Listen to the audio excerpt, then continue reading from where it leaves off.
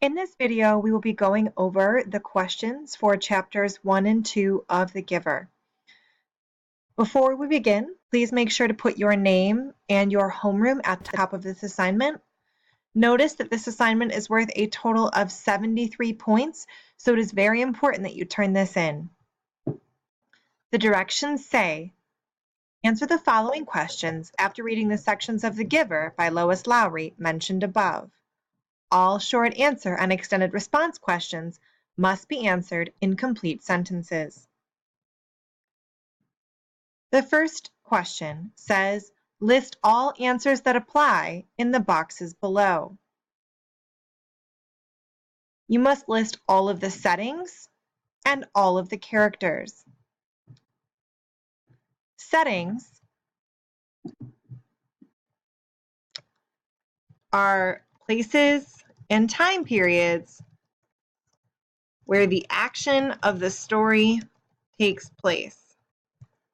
So you are listing all of the settings where things are actually taking place in these chapters. You are not listing places that are simply mentioned. You are listing places that are an active part of the story in chapters 1 and 2. You do not need to write down what I wrote in red, but if it will help you to remember, you are welcome to write it down. Characters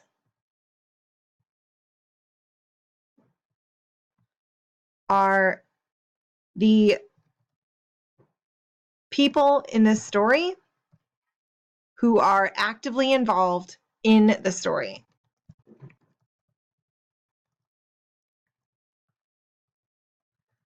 You are listing the people who are actively involved in chapters 1 and 2. You are not just writing down the names of anyone mentioned. So someone who is actively involved in a part of the events in these chapters would be listed here. Question 2. Using a Venn diagram, compare and contrast what we know so far about the community in The Giver and the characteristics of dystopias. In order to complete the Venn diagram, you may want to go back to your utopia versus dystopia notes. So you can use the notes and go to the section Dystopian Literature or Characteristics of a Dystopian Society to see what things you want to include in your Venn diagram. As a reminder, a Venn diagram is a tool used to compare and contrast. Things that apply only to Jonas's community are going to go in this section of the Venn diagram. Characteristics of dystopias that we do not see in Jonas's community are going to go here, and characteristics of dystopias and things from Jonas's community that are characteristics of dystopias are going to go here. Please make sure that you have at least 5 things total in this Venn diagram in order to earn all of your points.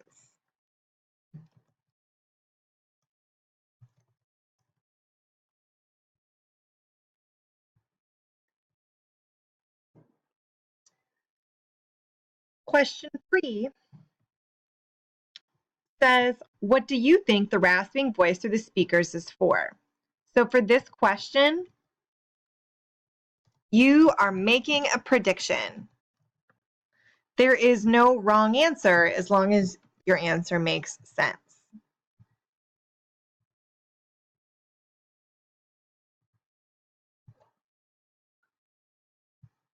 Question 4. List rules from Jonas's community that we have encountered in these chapters. There are more than 4 rules in these chapters, and some of them are explicitly stated and some of them are implied. So you're going to need to make sure that you're paying close attention.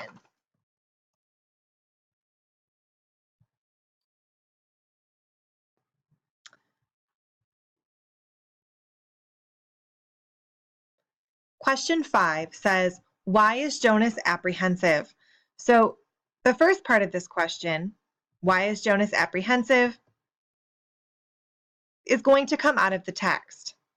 The second part of this question, If you were Jonas, would you be apprehensive? Is going to come from you. So you need to tell me something from the text and then make a connection to it. Make sure that you answer both parts of this question in order to get full points. Question 6, what do you think happens when someone is released? This is another question where you are making a prediction. There is no wrong answer as long as your answer makes sense. The last section is vocabulary. It says, for each vocabulary word listed, complete the activities below. Each completed box is worth 2 points.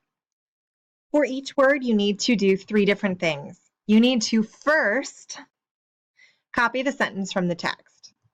So this must be done before you make a prediction about what it means. So you're going to do this first.